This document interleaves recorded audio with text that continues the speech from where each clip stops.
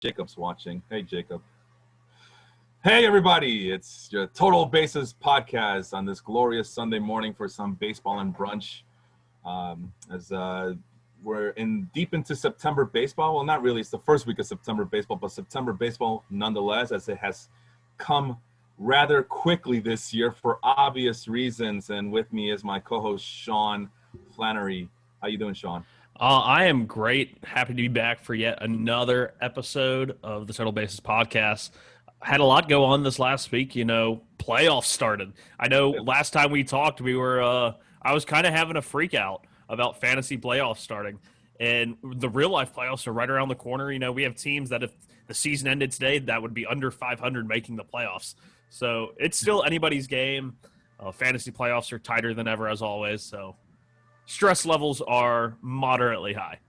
Yeah, and we'll get to that in a little bit, but we do have a special guest with us. It is the Football Life Presents, the Audible host over at Football Life, Matt Bushnell. Matt, how you doing this morning? Doing good, Felipe. It is quite the mouthful to spit that thing out. I don't know how Randy Hammond does it, but we rely on him as the wordsmith. But how are you gentlemen doing this morning? I am honored to talk some fantasy baseball with you gentlemen. I'm doing okay. Baby woke me up at 4 o'clock in the morning. Like I told you guys earlier, woke me up at 4 a.m. And I'm actually glad that she woke me up because I don't know if I would have been able to wake up even with my alarm clock. So the benefits of having a baby in the house is you get to wake up sooner rather than later.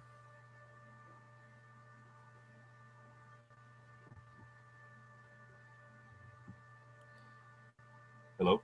Yeah, you're good. You're good. You haven't frozen.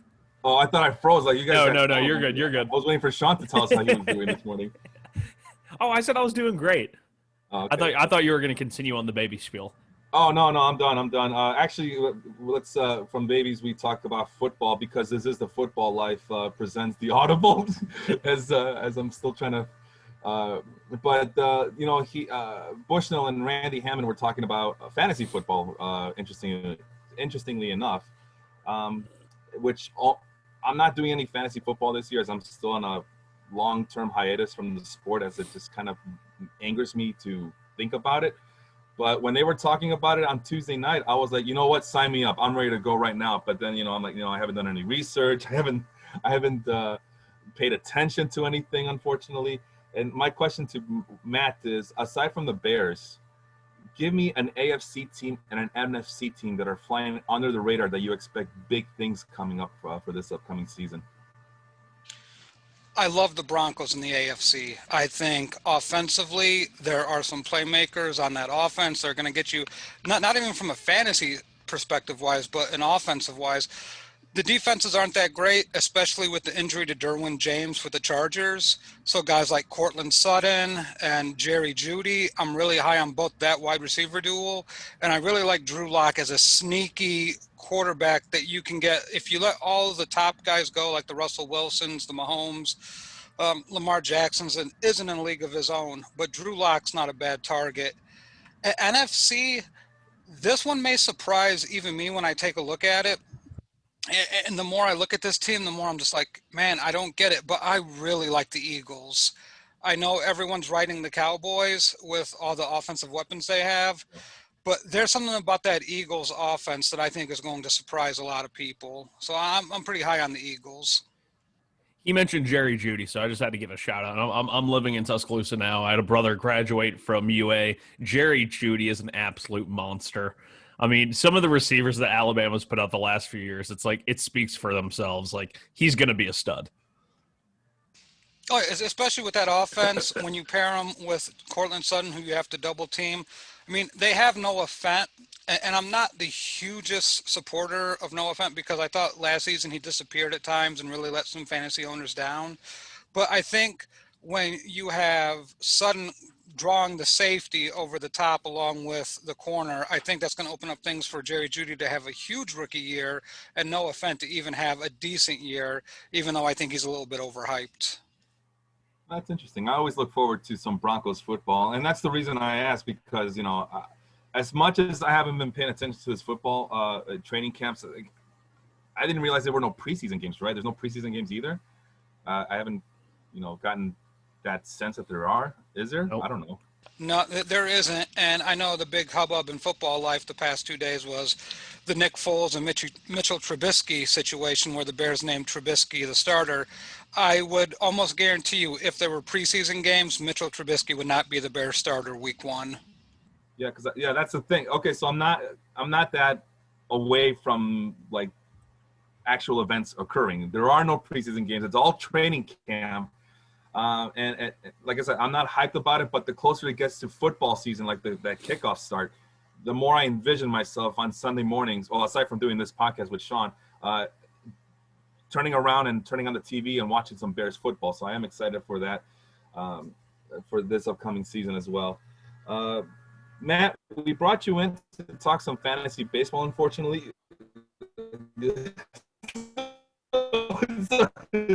It's I mean, your primary expertise. This is maybe your secondary area of expertise here. Not to sell you short, but I mean, you are a football guy. You are my football person. You are football everything.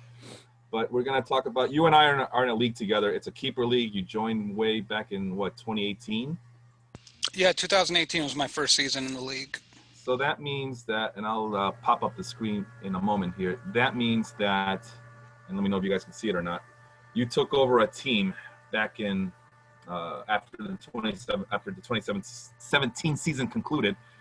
You took over this team right here, and I think it shows. I see it now. So if you guys want to flip over your tablets or your phones to get the widescreen going and see, I'll try to make that a little bit bigger. But this is the team that Matt Bushnell, what do you call it, inherited from a leaving owner, a departing owner, I should say.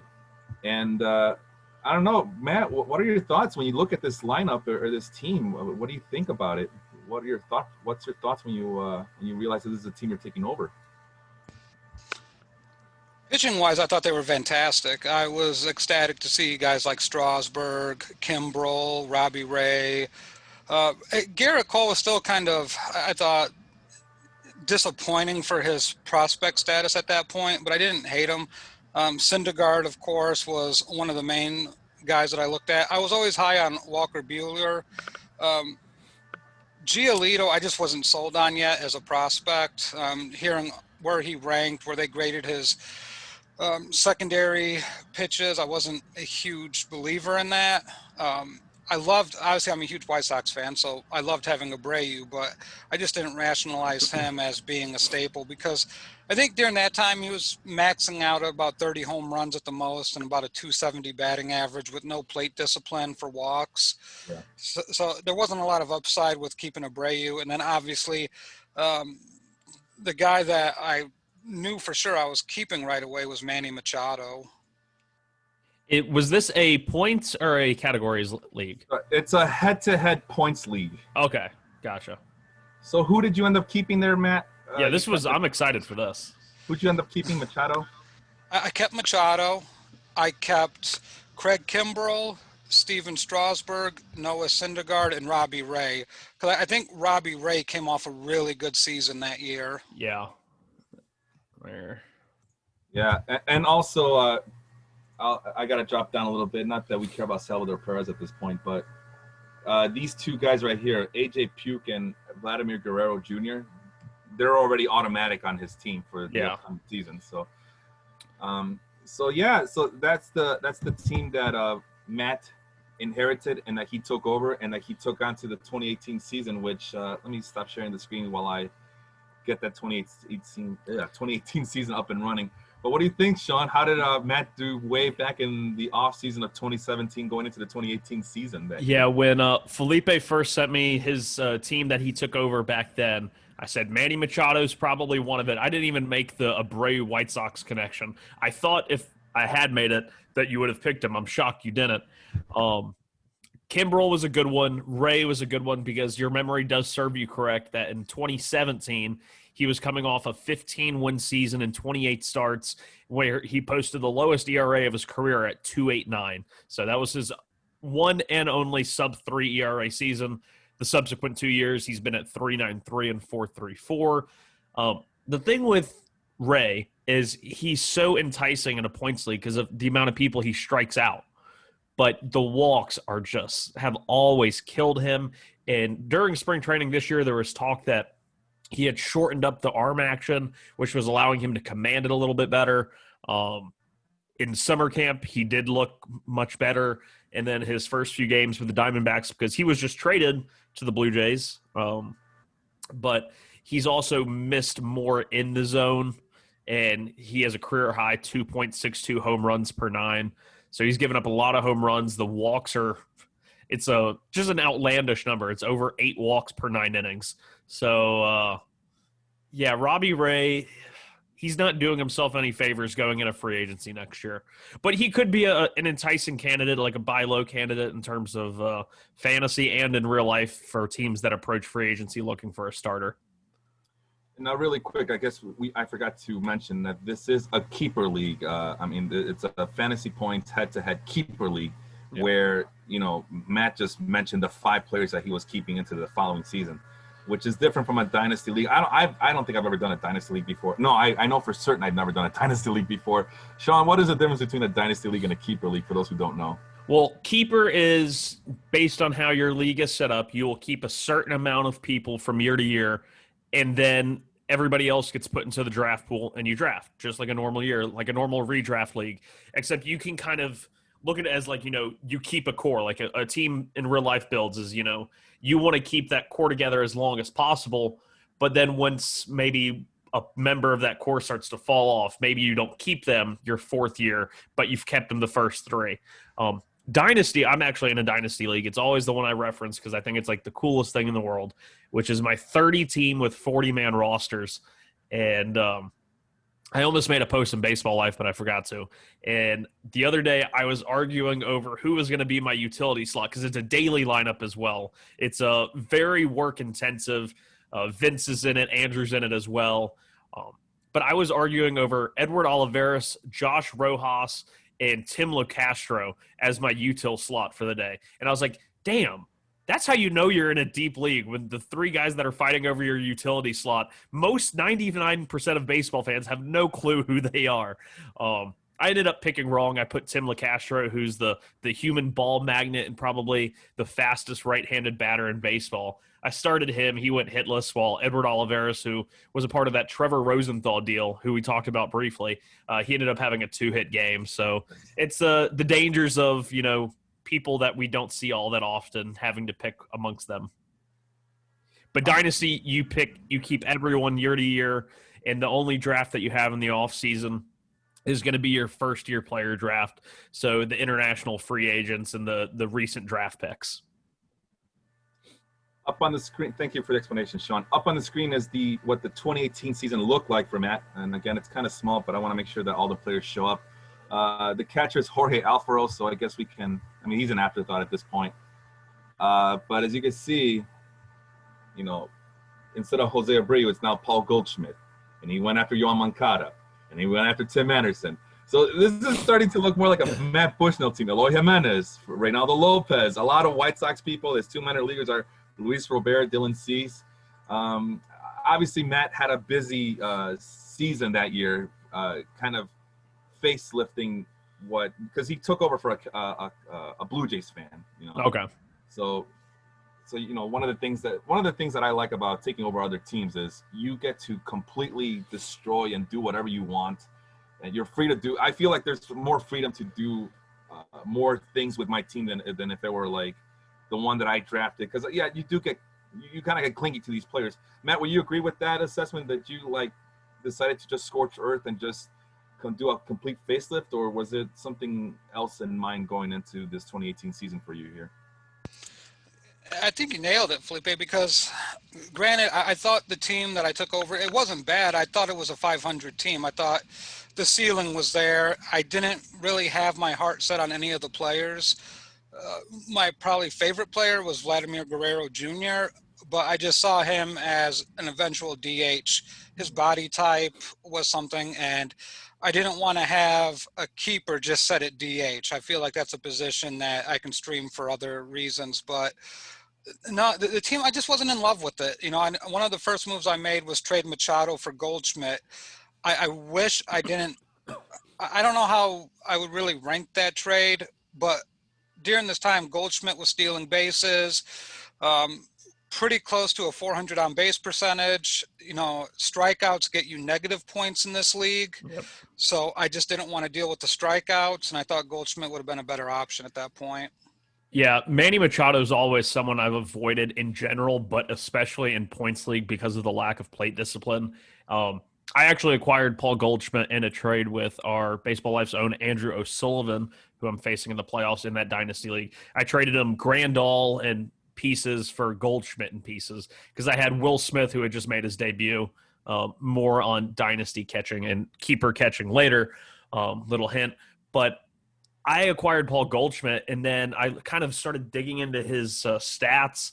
And last year he was still hitting the ball hard. And then the first week before they had that entire layoff, his numbers were, he was hitting, well over 300, still is, but his batted ball data was not exemplary. He was hitting it as soft as he's ever had. The XBA was still high. He was hitting a lot of, kind of softer line drives. And I was trying to sell. And then they got hit by COVID and went down for a week, and nobody was going to touch a Cardinal. And so that kind of froze the market on it. But good thing for me, because he has like the highest walk rate in all of baseball. He's doing a lot of what he's always done. And in a points league, that's so valuable. Walks in limiting strikeouts in points league. That's why I always look for the approach over, like the great skills. Granted, Manny Machado's having a great season of his own. So I would rank it as about even. I'd give the slight edge to Goldschmidt in a points league just because of the increase of walks. And what else did you do for that kind of stands out for you, Matt, for this 2018 season? Well, I wish I would have kept Whit Merrifield. That was kind of like my last edge keeper for this season at the end of the year.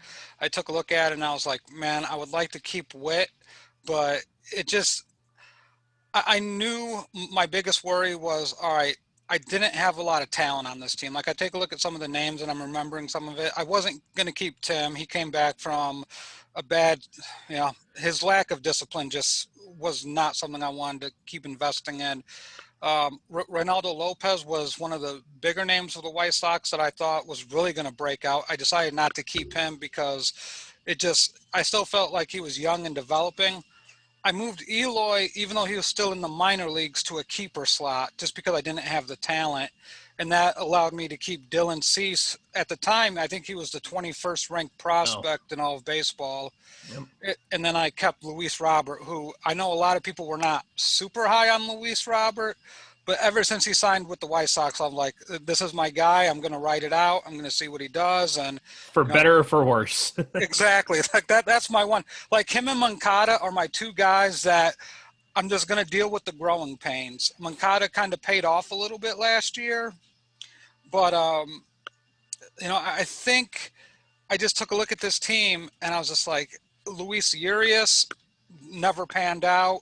Jameer Candelario, no power. It's kind of the same type of player. Zach Britton, when he got traded, I had him with the Orioles and he was racking up saves. And then he got traded to the Yankees, and then I lost the points for saves, which killed me. The biggest miss on all of this, and this is the one I regret the most, is Ketel Marte. I wish I would have kept Marte. Yeah. So who did you end up keeping after this season, Matt, if you remember? Oh, geez. Okay, so here's what happened. I made a trade for a first-round pick. I traded my first-round pick for Cody Bellinger during the offseason. Oh. So Bellinger was one of my keepers. Moncada, Eloy. I want to say Corey Seager was on that list of keepers as well, but I'm not 100% sure on that. Okay. Then I'm trying to see who else I might have kept. Possibly Goldschmidt. You kept both Goldschmidt and Bellinger? Well, I think I traded Goldschmidt during this year. I can't remember my other keeper off the top of my head, to be honest. All right. That's fine. I mean, it's a long time ago, right? I figured that maybe it would have rekindled some memories. But, yeah, it's hard. It's really hard to keep, track of all this. But the two things that kind of stand out was that you kept both Dylan Cease and Luis Robert and just decided to bring up Eloy Jimenez into one of your 5 keeper slots just because you figured that was going to give you the best chance to compete for 2019 or at least give you a a better chance to improve for 2019. The other thing that, really quick, the other thing that happened in this season was Felipe was kind of floundering and had decided that the two guys that he had to have for the rest of his life was Steven Strasburg and Noah Syndergaard, and it just happened that Matt Bushnell had both of those guys. Yeah, I mean, I thought that was first of all, for as talented as Noah Syndergaard was, I hate pitchers that are always getting hurt, because that's the one spot. I think with a position player, he's playing, pretty much every day. And if he gets hurt, you can bide your time and there's more availability with that. With pitchers, I feel the market is so thin after the draft. If one of your pitchers gets hurt, it can really tank your fantasy team, as I'm experiencing this year with Charlie Morton. Yep. Yeah, and it seems like Sean and I are always like dedicating every other episode just to starting pitching alone, because they're dropping like flies at this point. And the ones that do stay, Sean, chime in if you agree or disagree with me, but the few that do stay, who are able to keep going, they're not pitching like productively like before. Like at this point, if you get 4 innings out of some of these starting pitchers off waiver wire, that's a victory for you. Unfortunately, you're not getting any wins. Yeah, it's a weird season, like just all across the board. In the Dynasty League that I spoke of, like one of my best pitchers has been a swingman for the Cincinnati Reds, TJ Antone, who is a top 50. I think he was outside of their top 10, or maybe right at 9 or 10. But he was a starting pitcher in the minors, and they called him up, and they had him make a couple of starts while I think Wade Miley was hurt. But then he's basically been the bulk man. Just every third or fourth day, he'll go and give him 2 or 3 innings, and he's about to make a start against Pittsburgh today. And when I saw on Fantrax the little green square next to his name of pitching against Pittsburgh at Pittsburgh, I got excited. And like this is the season that we're up to now, is we're excited over swingman 6 starters making a start against Pittsburgh. Like I would have never thought that this would be how fantasy would happen this year. No, it's crazy. But but getting back to the 2018 season, though, I realized that I needed pitching, and I know that Strasburg and Syndergaard have a shaky pass, but you can't, like where I was sitting at, you couldn't, like, the production was too good for me to not go for it. And Sean, you'll be happy to know this is me trying to tank. It was me acquiring both Noah Syndergaard and Steven Strasburg, and I ended up with, I think that 2018 season, I ended up like going on a winning streak and playing the role of spoiler, and that was me trying to tank, because it turned out that everybody else was tanking, because it was so top heavy that season that like even teams that were like only 3 games behind first place, they decided like midway through the season that they were going to give up on the season. And I'm looking like, well, okay, where does that leave me? I'm actually like more games behind, and I'm at sub 500. And that's when I realized, let me do a little research, see where I do some like soul searching for this team. And that's when I realized, well, the 2 guys that I really, really want happen to be with Matt Bushnell. And we did 2 separate trades. I gave up a first rounder for Steven Strasburg. And I forgot who else I gave. I might have given you Corey Seager as well. I don't remember at this point. But no, that was a separate trade. Never mind. So a first rounder for Steven Strasburg. And then later on, I decided, you know what? I would like to have Syndergaard as well. And Bushnell is telling me I would love to get rid of Syndergaard. So we basically did a 1-for-1. I gave up George Springer for Noah Syndergaard, and the rest is history. As I cannot remember the other 2 keepers that Matt might have kept for the 2019 season. But you know what? At this point, Matt is, what do you call it? Like I said, giving that team that facelift that it desperately needed to make it into his own image and to his own vision. So far, that's what. Now, the thing I always get on Matt is that he's too homeristic on some of these. But I mean, you can't argue with the results. I mean, these are some really good players. It just so happens to be on the White Sox, but these are some really good prospects that he kept over for the following season. Matt, as I pull up the 2019 roster, end of season roster, what do you remember about last year's team? I just wanted to get as much young talent on the roster as possible. I kind of looked at it like almost like similar as a homer to the White Sox rebuild. I didn't want to just try to do a 1-year kind of fix. And I figured if I got more reliable hitters with more upside, as opposed to building around pitching, I'd have a more steady record as opposed to the ups and downs of a starting pitching staff. And I know a couple of years ago, I tried to build it around closers with Britton, Kimbrel, but closers are just so fluky on year-to-year production, depending on the team. So I was just like, all right, let me just tear all of it down. And in 2019, I did have Cody Bellinger, who had, one of the biggest breakout years.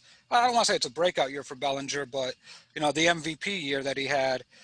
And I knew I needed a pitcher to pair with some of my hitting. So that's when I made another trade. It's so funny that you mentioned that about the relief pitchers, because my Dynasty, the 30-team one, that was how I built that team. Was nobody had really, right as the draft started, no one had really gone and looked at the scoring. And I think just because of how deep it was, to make it a little bit easier for teams that couldn't, because starting pitching in a 30-team league is just like basically non-existent. So you could compete if you picked, good, solid, everyday relievers that get, into 50, 60 games. They're going to be very valuable to you. And in the, I think, third and fourth rounds, I picked Josh Hader and Edwin Diaz, because both of these guys were coming off in our scoring system. They were averaging like 7 to 9 points a game, which was huge. And I said, I'm going to ride or die with them. And I last year got to the playoffs but lost, and I realized that I had not enough starting pitching. And I'm glad I made this decision, because I still had guys like Syndergaard, Stroman, and a couple other pieces, but I knew I needed more, and Josh Hader was my most valuable commodity. And I ended up packaging him to get Zach Wheeler, which I know to a lot of people doesn't make sense.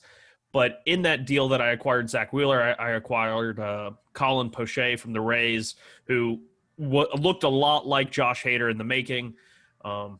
He tore his UCL, so he has Tommy John. But I also had guys like James Karinchak, who's kind of taken over that role of, strikeout elitist. I acquired Josh Stalmont off of waivers. So it was – I kind of had to blow it up. But at the same time, I did it in such a way that – hey, Josh Hader, I'm not going to have his strikeouts. I'm not going to get his crazy amount of saves and strikeouts, but maybe I can acquire 2 other relievers that together will do his job. And luckily I was able to, and Zach Wheeler has been great for me so far.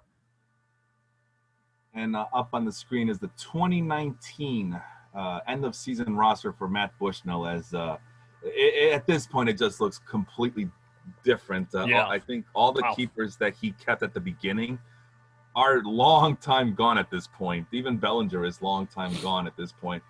So we'll go ahead and Carson Kelly and Eric Hosmer are null and void at this point. So we'll start with Gleyber Torres, who you went after, Yoan Moncada. What's your thought process going into this 2020 season after 2019, Matt? I figured I was going to be in some trouble because I was reading that Torres was going to be moving to shortstop full time. And going into 2020 after 2019, I kind of looked at it. I was like, all right, I know you and I hooked up for another trade, and that was for Fernando Tatis Jr. Yep. I just, I saw the kid, and I was like, I wasn't sure if he was going to be that type, but I just figured, let me accumulate as much young superstars as I can possibly get, no matter the price. I'll suffer on with the draft picks. If I lose the draft picks, that's fine, but I wanted to build my team around young guys. So I traded Bellinger for Torres, Polanco, and Giolito. I ended up keeping Torres and Giolito. Torres 38 home runs last year. I couldn't predict that he was going to be that bad this year. I know some people have. John. I'm telling you, him, Strasburg, and Starling Marte are guys that I just avoid. Like, everybody loves in fantasy, but I won't touch him with a 10-foot pole. I think it's just a weird gut feeling. I don't know. Yeah, I mean, he looks absolutely awful. He's not hitting for power. He's chasing everything. So the plate discipline is severely lacking. I know people say he's only 23 years old, but I remember, I forget who I talked to about stuff like this, but they say like after 1,000 plate appearances, you kind of know what a hitter's going to be. So I think we're getting kind of close to Torres's. Maybe the 38 home runs is Torres's ceiling with the 280 batting average, which I think a lot of people would take, but his on base percentage is not good. And he's moving to shortstop full time. So I don't have that multiple position flexibility with him anymore. And there's no way I'm going to choose him over Tatis Jr. That's just not going to happen, especially after this season. But Moncada, my third baseman, like I said, I was going to ride or die with Moncada for better or for worse. Yeah. I feel bad for him because of the COVID. Like, you can tell he's off this year. He has no lift, no power when he's swinging the bat. But I do like his plate discipline. He's taking more walks, even though he's striking out some more. But the crazy stat about Moncada that, you watch enough White Sox broadcasts, the announcers always highlight that he has seen more pitches out of the zone than any other player in Major League Baseball. Yep. So they just do not pitch him in the zone. Well, that's a sign of respect for Bryce Harper always falls in that category as guys who see very little pitches in the strike zone because – Yeah, the top three this year actually have been Moncada, Harper, and Alonso. And to a degree, all three of those have struggled. Harper has gone, like 4 of his last 40 after a really hot start. So it is very much a sign of respect. And it's kind of, especially in a short season, all three of those guys, they know that their team and their lineup is relying on them. Moncada probably a little less so with how well their offense has been doing. Yeah. But in a short season, you would think that the sense of urgency to try and produce and try and help your team is pushing these guys in a way that the way they're being pitched, you can't push yourself that fast. Because if you do, you're just going to get yourself out, which is what we've seen with Pete Alonso. And really quick, I just wanted to also ask you, you're still on the Bueller's Day Off, but yeah, I had you, I feel like I suggested this name upon you and you went with it, but you renamed your team from Bueller's Day Off because of Walker Buehler, who obviously you did not keep or had any aspirations to keep long term. You changed it from Bueller's Day Off to TMT Dynamite, which stands for Torres, Moncada, and Tatis Dynamite.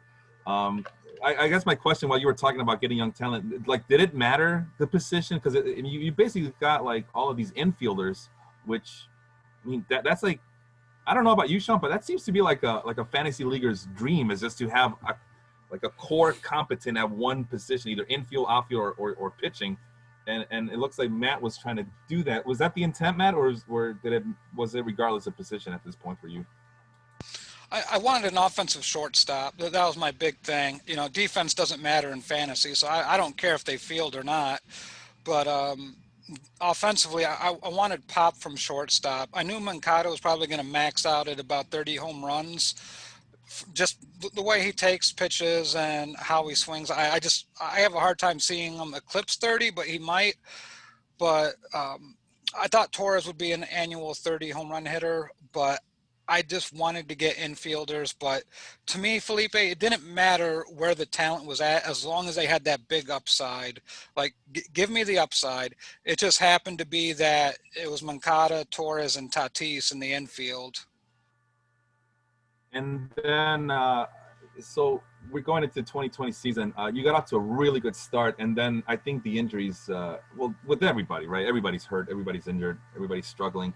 But I think with you, I think they hit you a lot harder than most other teams. You mentioned Torres already. You mentioned Moncada already. Giolito got off to a slow start, but he seems to be picking up a little bit. What other adjustments have you had to make for this 2020 season based on your team right now? The biggest mistake I made was not address right field in the draft sooner. My right field position has basically not to take off your name, but it's been a black hole, and then I got Santamander from Baltimore, who's just sitting in free agency. He's been hot and cold, but I would say right field has been an issue in relief pitching. I thought Gallegos for the Cardinals, that's just been one gigantic headache because I just don't know if they're going to put him in a closing situation. One day he gets a save, the next day he doesn't. So that part's been frustrating. Starting pitching, I had to cut guys. I had to move guys. Charlie Morton was one of the big injuries. Um, Dylan Cease has been a weird pitcher this year for me because he gets me the quality starts. He's won, I think, 4 or 5 games, so I'm getting the points for the wins, but he is not striking many guys out. I'm not getting the points from the strikeouts, which is, hurts a little bit in this league. I had to pick up Dane Dunning because, like I said, my pitching situation has just been awful with the injuries. Lamet has also, to me, and Sean, I don't know, I'll defer to you on this. I don't feel like he's living up to that big hype that, kind of surrounded him as coming up into the big leagues. I mean, obviously, this year he's had the great start and kind of slowed down the last few starts. But when I look at him, I see a lot of what some people see as a negative when they look at Tyler Glasnow. Both big guys. Glasnow's a little bit taller, but Lamet's big as well, that have these crazy power hard fastballs with great spin. They can spin it high in the zone. But in all essences, they're 2-pitch pitchers, which I'm just pulling up Lamet's Savant page right now, and I didn't even realize this, that he's throwing his slider 52% of the time. Yep. And then he's throwing the 4-seamer 34%, and then a sinker 15%. So he is literally a 2-pitch pitcher. He's a fastball, 4-seam sinker variant, whatever you want to call it, and then a slider. Meanwhile, Glasnow is more of fastball, curveball, which leads me to believe that he's probably going to have some split issues. He hasn't this year so far. He has had a very good year, crazy good whiff rates and everything like that. But it's hard to see unless he develops a third pitch. It's funny that you mentioned Dane Dunning. I actually picked him up. I'm streaming him in the Baseball Life League playoffs right now. He didn't give me exactly what I wanted. He only gave me 4 2/3. Didn't stay in long enough for the win, but he didn't kill me either. Dylan Cease is the one I really want to talk about because he has been, the last 3 years, he strikes out a lot of guys, but the command's crazy. He gives up a lot of hard contact. But this year he's somehow skated around it. He has a 3.29 ERA, which on the surface is great. According to Baseball Savant's expected ERA, he should have an ERA of 6.12. Yep, that's about right. And it's just amazing how he's just dancing around it. He's still walking guys. He has 20 walks to only 28 strikeouts. I don't know how he's doing it. He has a 1.3 whip. It's just one of those, he's playing with fire, and sooner or later he's going to get burned. But at the same time, I still do really love Dylan Cease. Looking at his pitch charts, though, are just the curveball, which I think is his best pitch. I like it more than the slider. His curveball, it seems like he has no command over it. I mean, just looking at it right now, it's like there's some that are way up here into a right-hander by their head, and it goes all the way down, just scattered like shotgun pellets, all the way down. And if he can just learn to command his pitches a little bit better, he has the stuff to be an elite strikeout guy. But if you can't command it, then you're not going to last very long. Yeah, and I think that's the thing. I was going to talk about Lamet. If anything, he makes for a very good relief pitcher one of these days. But, I mean, I've always liked Lamet because of the upside. But I'm kind of shocked that he's at 51% on his slider. I mean, he's coming off of Tommy John surgery. I think we talked about this, Sean. That I don't remember what the conclusion was, but like all of these starting pitchers are being told, just throw your best pitch out there. Is your best pitch the curveball, the breaking pitch? Just throw it out there. Just do it. Don't even think about it. Just toss it. And we think about guys like Patrick Corbin and Rich Hill.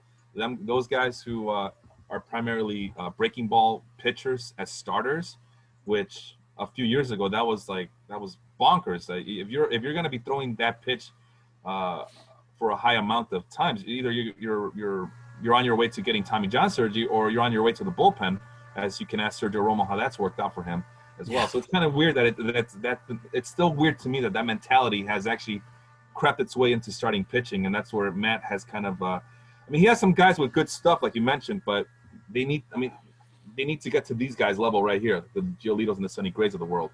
Well, yeah, and it's funny that you mentioned Giolito because Giolito's a two-pitch pitcher essentially, a fastball, changeup. I mean, I think he throws his changeup, I think 40-something% of the time. I mean, then he throws a fastball. He can throw the slider, but he doesn't, throw the slider nearly as much as his other pitches. But Yeah. I just look at that and I'm like, man, to have 75 strikeouts with mostly fastball, changeup, and they talk about it all the time with him. It's all about where he's coming at with the plane, where he releases his fastball and his changeup. It's the exact same place. And when he's not going off that same plane, that's when he gets rocked.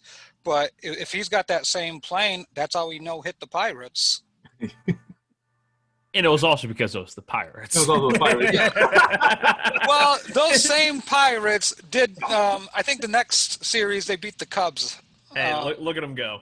But you are right. He throws his fastball 50%, changeup 35%. It's not the full Luis Castillo, but then he has the slider that he essentially, it only appears he throws to right-handed batters, down and away.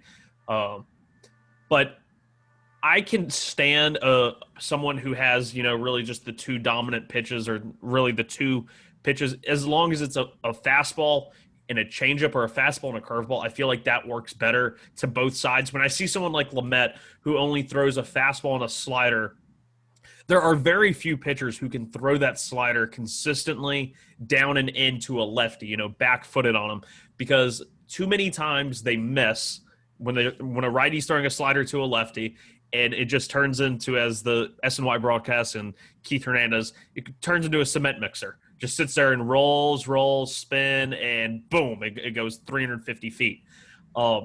It's very dangerous if you can do it. It's a dastardly pitch. Max Scherzer's made an entire career out of it. Chris Sale as well. But it's one of those very high wire. Giolito does have the great changeup, and it's great to see that he's throwing it more than ever. I mean, he has a 40% whiff on it basically his entire career.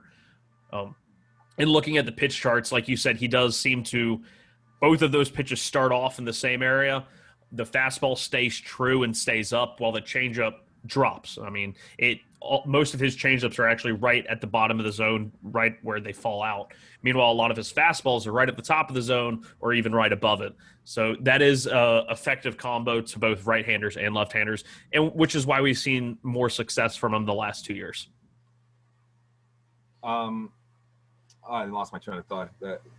It's very interesting. That's what I was going to say. With the changeups, like you mentioned, Max Scherzer, Chris Sale, changes are more traditionally for starting pitchers. I mean, at least in my mind. So I'm not surprised that if they're being told to throw that sucker more often than not, it's fine. It's the breaking pitches that still get to me. I'm like, okay, so we're not worried about Tommy John surgery anymore. That's the only thing. But it's an interesting approach. I like it. It's just me adjusting to that mentality. But we're talking about pitchers. Let's move to your hitters really quick. Mackenzie Gore is your new Dylan Cease at this point going into the future, I'm assuming, right? Before we move on, can I steal the screen share for just one moment? Yeah. Go ahead, man. So you mentioned the changeups are mainly for starters. I want to just highlight a reliever that not many people are talking about. No, it's not James Karinchak. But the guy that's living in Josh Hader's shadow right now, and he is doing it by by throwing his changeup 52% of the time, and just look at those sliders. His 100th or 99th percentile in just about everything. His name's Devin Williams. Yeah. He's been a pitching ninja darling. He's not a StatCast darling. He has been all over pitching ninja. Then you come down here to his whiff rate. A 62% whiff rate on his changeup. He has not allowed one hit on it, and he's thrown 151 of them. Mm-hmm. I just wanted to bring that up since you had mentioned that it is traditionally a starting pitcher's pitch. Yeah. But they're starting to be, these changeup, heavy relievers, especially. He throws 96, averages 96. That's pretty high. But when you compare a high fastball with a changeup that even doesn't drop out of the zone, it's a deadly combo. Okay, I'll give it back to you. Nope. Felipe, you there? I don't see Felipe's camera. May have lost him there, Sean. But let me ask you, with the velocity being as high as it is now, as high as it's ever been in Major League Baseball, shouldn't more pitchers develop that changeup because of where the release point's at and the difference in speed? I think a lot of it is some pitchers, and this is something that the Mets have been very fortunate to have over the years. Is the Mets have been known as, these hard throwing, they had the DeGrom, Syndergaards, Wheelers, Harvey at his point, all these guys that threw touch 99 relatively easy. But a lot of these guys actually picked up, Jacob DeGrom specifically picked up his changeup. He throws it completely different, but it's the same circle change that Santana threw, and they'd actually crossed paths very early on in his career, and that was where he picked up the changeup. And he throws his, unlike Santana, he throws his at, 91, 92 miles an hour. He throws it as hard as possible. But it is such a good pitch that you would think at least older pitchers, or pitchers that don't have the elite velocity that we see now, it seems like you said, so many people throw 97 that maybe if somebody is only throwing, 93, 94, maybe they really should look into developing a changeup. It's just one of those, from Ron Darling talking and, just John Smoltz, they all, whenever I hear him talk about changeups, it's getting, you want to throw it like your fastball. That's the whole idea. You want to trick the hitter into thinking the fastball's coming. And some of them, they intentionally slow down. They don't realize it, but they slow down their motion because they're trying to throw it slower. And in doing so, they tip it off. And when you tip off a changeup, it's turkey season. I mean, it's just everything gets shot. It gets hit hard. So it's one of those, it seems very hard to perfect because there's not, it's not no spin really. It's just a change of pace. You're trying to disrupt the timing rather than make them swing and miss at something they think is going to be someplace else. It's I think it's harder than what people realize, but if you can, it is probably the most effective pitch and one of my favorite pitches in baseball. Yeah, and unfortunately that's just not being taught at the youth levels. It's faster, as one of my friends have told me before. That's how his little brother was being taught. And he tried throwing a changeup, that he was in practicing, and he got pulled from the game by the coach as he got yelled at for doing that. So it starts at it doesn't start at the youth level, and that's the problem. By the time you get to the major leagues, the minor leagues, they'll try to develop you, but try practicing a changeup in the minor leagues while you're trying to move up to the major leagues. Yeah, how's that going to work for you? And then once you get to the major leagues, as Dirk Hager's put in his book, they're not teaching you jack shit over there. No way. Like, you either know it or you don't. And that's we talked about Lucas Giolito. I think I saw a report that suggested that he had to learn the changeup on his own or outside of the team, which is alarming. But it seems like it's a common thing to do. But you look at teams like, I'm afraid to say, like the Houston Astros or these other technologically advanced teams. So take that with a grain of salt if you like or not. But they invested in the technology, the cameras, and the development to tell their pitchers, hey, you might want to do this with your release point. You might want to do that with your angle. You might want to do this with your pitching slot. So it's pretty interesting, the art of pitching, even in an era where velocity matters more than ever.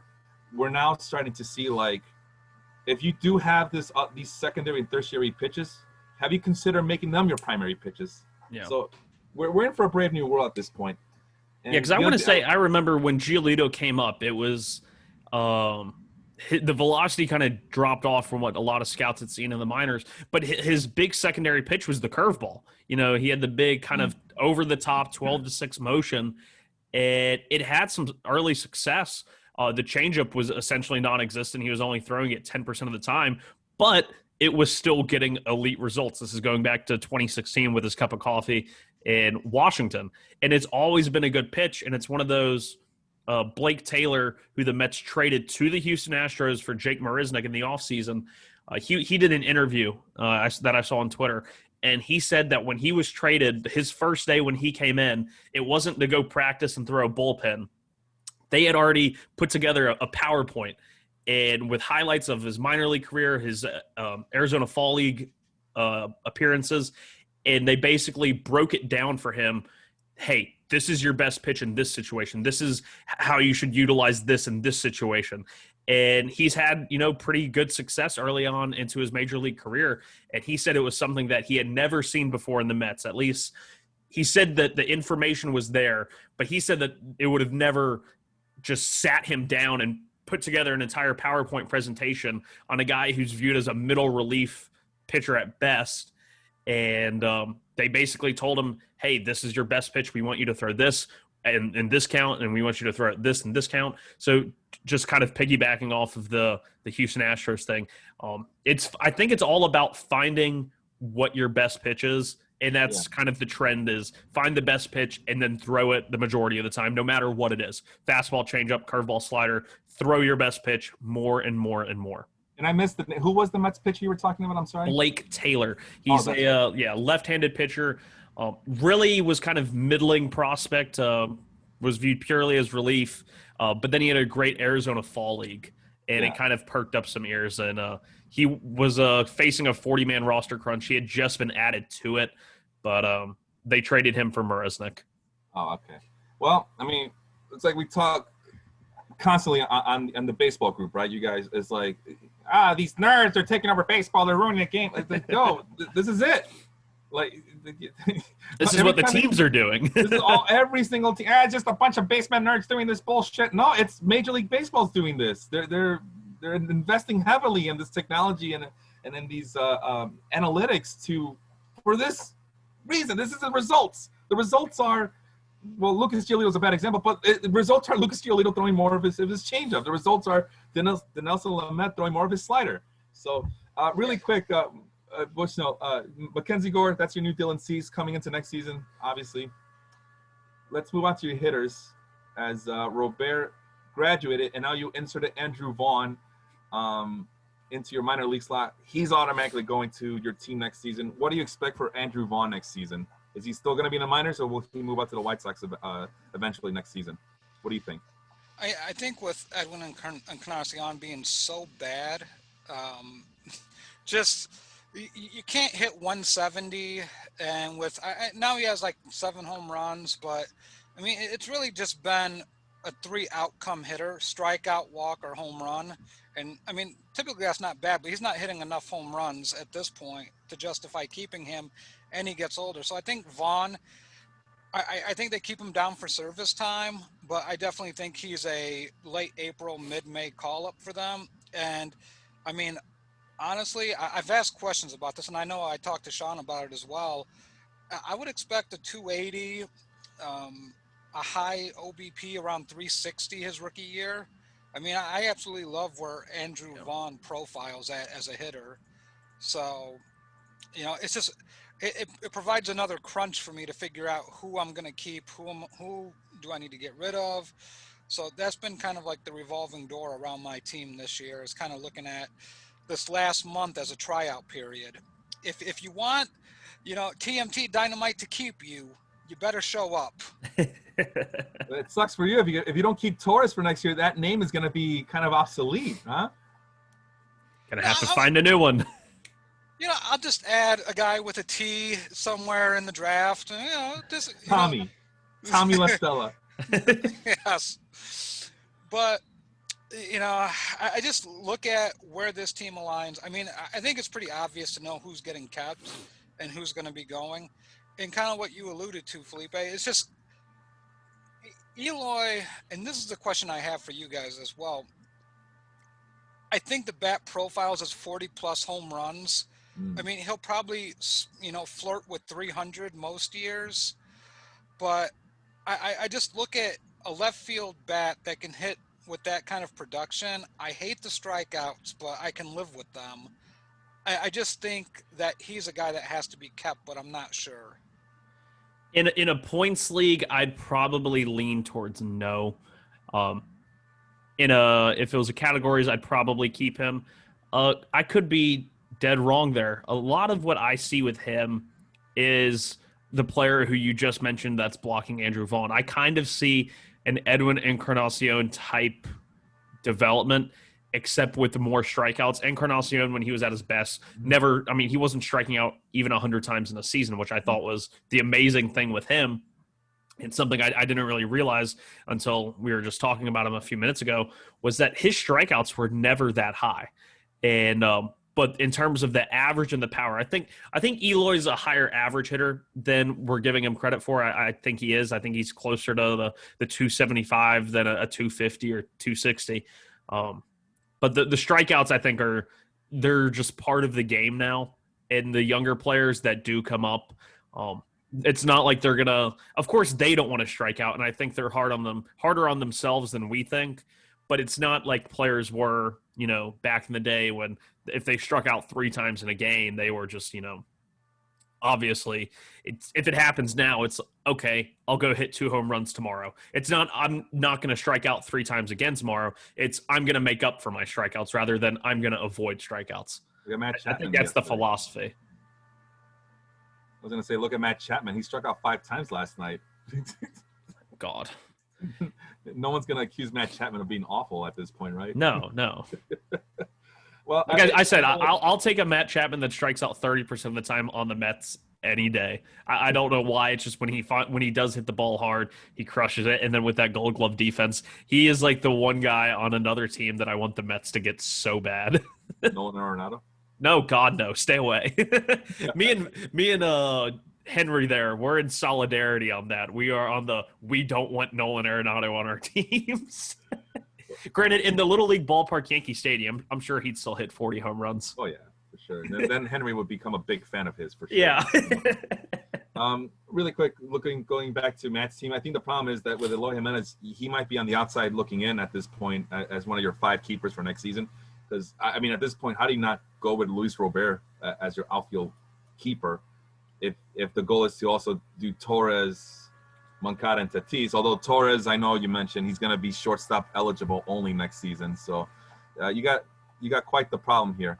And then you still got to realize who do you want to keep at your pitching positions, because you have a couple of guys who might look good for next season as well. It's what it is, Bushnell. It's a hell of it's a nice problem to have, is what you have here. My only thing is, I think it's a little bit too White Sox centric. That's something I was taught a long time ago. You don't want to just put your eggs in one basket, especially if that basket happens to be your favorite team. That would be my only critique. But I mean, it's hard to argue about the talent level that's potentially there. But it's a really nice problem to have. I was actually expecting big things for you this season, and like I said, you got off to a really good start. And then I think everything just went to hell. I mean, Charlie Morton getting injured and not pitching up to his level of success in the years past really hurt you from having a contending team this season. But looking into next season, I think that's a nice little problem to have for next year. Is trying to figure out which of these young 20-somethings do you want for 2021. Yeah, I think when I look at this team for 2021, obviously I'm going to have the luxury of keeping Vaughn in my minor league slot. So that's an issue I'm not going to have to worry about. It's not going to be that Eloy situation where, I don't have enough talent, so I'm just going to put Eloy in as a reserve keeper.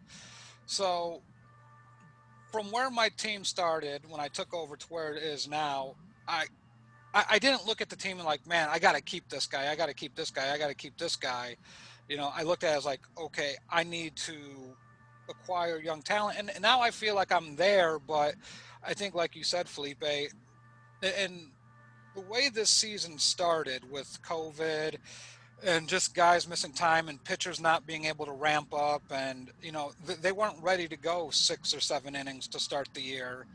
So that really set guys back. And then Mitch Garver's been probably my biggest disappointment this season, because I knew as a catcher is, maybe 40 games this year if I'm lucky.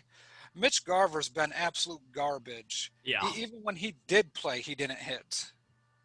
Yeah, it's been brutal. It's been brutal for sure. All right. You know what? I didn't realize that we were getting close to the end here. I'm already hearing the baby crying upstairs. Let's not call it early, but let's finish up with this, Sean, if you don't mind, and then we'll do. I didn't realize. Yeah, this was an interesting conversation with Matt Bushnell. We were only supposed to have him 30 minutes max. He's been with us for the full hour, so I appreciate you taking the time to talk about I know we're talking about Matt Bushnell's team, but I'm hoping that the result is that other people can relate to it and it extrapolates into something much bigger that everybody at this point of the season in keeper leagues can relate to. And with that being said, Sean, it's September. At this point, you're either in it or you're not. In our case, there are no playoffs, so we're just accumulating points and trying to better ourselves for this upcoming season. What is the number one advice you can give to fantasy owners in keeper leagues at this point of the season? At this right now, trust your gut on who you're going to keep. Once you make that selection, don't try and flip back and forth. Don't trade them. Because even like right now, I'm looking at the Baseball Life, which is going to be a keeper league, and we're only keeping 3, correct? We're keeping 3, but we're keeping all of our minor leaguers as well. Yeah, and all of our minor leaguers. 5. And when this season started, I basically had set in my mind that Jose Ramirez, Ketel Marte were going to be 2 of my 3 keepers. And the third one was still really up for grabs. Springer was an option, but I realized that this is his contract year and, he's going into his age 31 season. And I'm kind of forcing myself into thinking that I should keep Kyle Tucker because Kyle Tucker has been a monster. Yeah. And I don't think I'll get him in the draft next year. I mean, he's given me 7 home runs, 5 stolen bases. The only thing that worries me is if I do that is I'm not keeping a pitcher. And if I'm not keeping a pitcher, I'm like really worried. So it's once you've made those decisions, stand fast at them. And this might be a thing of do as I say, not as I do, because who knows? I might not even keep Ketel Marte or Kyle Tucker or Jose Ramirez, who has 250 hitter and, but he's giving me 9 stolen bases and 9 home runs and 9 stolen bases. So it's like, what more? Oh, Trevor Story. I forgot about Trevor Story. He was specifically another keeper. Yeah, and it's like I have all these slot people that I want to keep, but I have no clue who I'm going to keep. So maybe it's Kyle Tucker over Ketel Marte. Who knows? My advice would be at this point of the season, September, if you're in a keeper league and depending on how many players you get to keep for next season, I would start just dumping your veterans. Because trades are over. You can't make trades at this point. Like Bushnell has Brian Goodwin. We all know he sucks. Come on, Brian Goodwin, just whatever. He sucked for the Yankees. I mean, he's a nice player. But he's not gonna put you over the top. I mean, if that were the case, the Nationals would have kept him a long time ago, but they didn't. Start dumping your. At some point, you got to dump these veteran players and just start grabbing a shovel and look for high upside guys for next year. A good example was me last year. When it looked like I was going to get eliminated from the playoffs. So I said, well, since our league has those stupid rules where no one is allowed to go into the waiver wire to pick up players if you're not in the playoffs. Well, I took advantage of that. Well, I'm still technically in the playoffs. I have a 3rd place game to play for. I'm going to pick up Kyle Lewis. I didn't keep Kyle Lewis, but I like to have options coming into off seasons. So that's what I'm talking. Start looking for guys with high upside, guys who were highly touted but did not get that chance earlier this year to show what they were made of, but are getting more of an opportunity in September. Another good example, if you have him out there, Davy Garcia. Just an example. I mean, he's probably gone because Yankee bias is real. But if he's still there and you're going nowhere this season, just drop Rich Hill and pick up Davy Garcia. I mean, you got nothing to lose. You're just getting a potential prospect for next season at that point. Matt, we'll finish with you. Strategy going into September. Just have fun with it at this point. Either you're in it or you're not. And, if you're one of those French teams, at the end of the day, like you said, I agree. Just pick up young talent, especially if you're out of it. And don't tell people who you plan on keeping or what you plan on doing. I watch a lot of this show, and I'm amazed that when you guys bring up suggestions that your league doesn't watch, it's like you guys are giving them the textbook of what you're looking at, and they ignore it. And it's just like one of those things like me, I'm going to hold my cards tight to the vest. The only person I do talk about fantasy moves is Felipe. And it's kind of like the cardinal rule. Like I shouldn't be telling Felipe what I'm going to do, but You have to tell somebody. exactly. And plus, Felipe gives sound advice too. And Sean, I've taken your advice on this podcast as well. And I saw some guys I wanted that I tried picking up. So, listen to people you trust. Yeah. Yeah. I mean, I talk to Mario all the time. I talk to Sean about this league all the time. And then, if Mario wasn't in our baseball life league, I'd be talking to Mario about the baseball life league, but I don't because he's a rival. So, but for this Super League that I've been a part of since 2002. Oh yeah, Sean, I need help. I don't know if I should keep Reese Hoskins or Manny Machado. Yeah, I can't tell you how many messages I got last year, especially about like his Fernando Tatis trade. I remember that was like, and I was the one. I feel so bad because I wasn't buying into Fernando Tatis last year, and I said, yeah, go for it. That's a great deal, and look what happened this year with Fernando Tatis, making me eat all of the crow. Well, I was competing last year, and I was so happy to get Tatis, but then he had a back problem, and he was out for the year. And I need healthy bodies, man. I'm in the playoffs. I'm going to win this championship this year. And then nobody wanted Tatis except for Matt Bushnell. And that's it. And that's the one advantage or disadvantage is that we talk so much that he'll sneak in a trade. Hey, are you still looking to trade Fernando Tatis? I noticed that on your blog. We could be talking about all sorts of the weather, right? And then, what about Fernando Tatis? Why are you looking to trade him? Well, he has a back problem. You want him? Yeah. Let me work on something. Next thing you know, I get a trade proposal from him, and we go back and forth. But something got done, and that's one of the advantages of having one of your best friends to be in your league is that these trades. If you talk to somebody like that, especially for me, because I hate making trades. I think Sean, we talked about it way back in March with Mario. I hate making trades. I think you don't like making trades. I prepare all off season so I don't have to make these goddamn trades. So yeah. And then, but Matt's right there. I talk to him every single day, and it just casually goes back and forth. And before you know it, there's another trade proposal that just went into the work, and there's another trade that got made. So it's pretty interesting how that happens. But yeah, trust people that you seek advice from. Watch our show because, like I said, we tell you who we're gonna do, and it just amazes me that I'm in 3 different leagues and nobody has gotten to the point like, yeah, I'm leaking all my secrets to you guys. I mean, this guy stabbed me in the back. This is what this forum is for. I know we're not the only ones who play fantasy baseball. I mean, Felipe stabbed me in the back when we were talking about Josh Stalmont. How I said you stabbed me in the back when we were talking about how high I was on Josh Stalmont, and you said you waited 10 minutes after the show ended, and then you went and picked him up. 5 minutes. Not even. Well, I'm waiting. I'm like, was he gonna do it or not? Sean and I are talking to each other after the show, and I'm thinking, are you gonna do it or not? All right. Well, I'm just gonna do it then. So, go ahead. Yeah, I was gonna say my only issue with Josh Stalman, and I mean I got to watch him 2 out of the past 3 games, is Mike Matheny is an idiot. I hate watching him manage relief pitchers. I'm glad he manages the Royals, but why Stalman's not in there in the 8th, 9th inning closing out games is beyond my comprehension. Yeah, and Greg Holland is the guy, and I just saw him. He got picked up like moments ago before the show started, and I'm like, no, I don't think so. Not for me. Like, you couldn't pay me enough money to pick up Greg Holland at this point.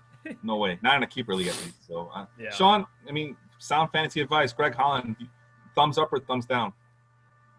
Thumb. Can I cut off my thumb? How about we just get rid of the thumb? Yeah, I mean, did he get picked up in the Baseball Life League? No, in this league that Matt and I are in. He just got picked up by if you're desperate for saves and that's who the manager's riding with, then maybe, but I'm not expecting anything good from him. I'm expecting the save here and there, but yeah. He's got a 1.15 whip, which isn't terrible. There was another relief pitcher. I think it was Ian Kennedy, who was their big time save guy last year. He's just terrible. Yeah, after Yasmani hit that bomb off of him, he strained his calf muscle, so he's done. Yeah. And that's the thing with all the soft tissue injuries this year, whether to position players or pitchers, it's like you get one of them and you're missing half the season. So, but I was looking at how bad he was in my points Dynasty League. Even though he had like 30-something saves, he averaged less points per game than like Amir Garrett, who I had. Like, it was just like the wildest thing. Amir Garrett's going to ride me to that that Baseball Live Fantasy Championship this year. Amir Garrett, you heard it here first. AG. All right, gang. Well, it's been a pleasure. It's been fun. Matt, thank you for coming on and sharing your football wisdom, even though it was a little minute. Tell the people when they can hear your podcast over at Football Life. Every Tuesday at 7 p.m. Eastern Standard Did I break Time. up again? No, I can hear you. Yeah, so Football Life presents the Audible. Will always be on Tuesday, 7 p.m. Eastern, 6 p.m. Central Standard Time, 4 p.m. Pacific Time. We are doing a Football Life Fantasy League. We're trying to get more people into it. Right now we have 19 people. We would like to do 2 10-team leagues. I would prefer 2 12-team leagues, but people are not vote in Football Life. But if you want to go against one league, Randy Hammond's running, the other league I'm running, bragging rights, you can always make me look stupid if that's your so-called desire. It might not happen, but I promise you I will not draft the Bears quarterback. That's a lie. That is a lie. That is such a lie. You'll get Foles and Trubisky, and you'll get Josh Rosen too when the Bears pick him up. Sean, this is what I'm talking about, though, Sean. Every time he talks, I'm this close to joining against my will and against my family's best interest. But no, I gotta. Well, you never beat me anyway, so. Oh, I beat you all the time. Get the fuck out of here. I beat you all the time. I'll join if you join, Felipe. Oh, boy. Oh, wow. There you go. Put the screws to him right there. We'll talk about it off the air. Guys, it's been fun. Thank you so much for joining me on a Sunday morning, and hope everybody enjoys the rest of your baseball day today. Have a good one, everybody.